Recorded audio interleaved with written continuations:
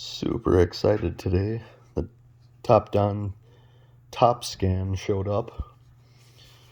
Figured I'd do a super quick unboxing video.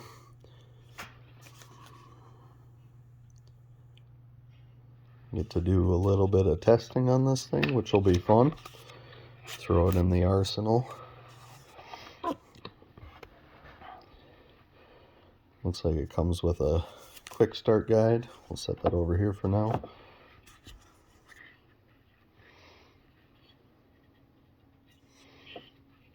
Looks like USB-C connection there. Must be some LED lights for, you can see like a little power symbol there, so LED lighting for plug-in. Fit and finish looks pretty nice. OBD2 pins are all labeled numerically, which is nice. Pretty nice looking little piece. This is a pretty dense foam. It'd be a good idea to store this if you had a toolbox that you were going to keep it in. Be a good idea to store it in that. Keep it from getting damaged. Let's see what we got here for quick start guide.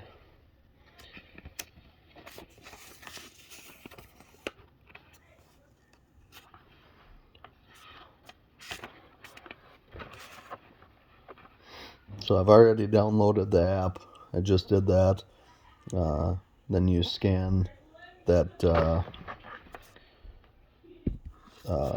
QR code there, and that'll auto-populate this stuff. Click activate. I had to build an account. I can't remember if I ever made one or not, but we built a new account for that. And then it automatically brings you to the vehicle selection menu. So I haven't done anything else with it yet. I'll have a couple of videos coming up here with just plugging it into the car, getting the ball rolling, and maybe another update video in a few weeks once we've had some time to utilize it. And I'm not sure its capabilities, but I'm excited to find out what it has available. I'm hoping for bi-directional controls, but I also don't know the price point of this, if it's going to end up being a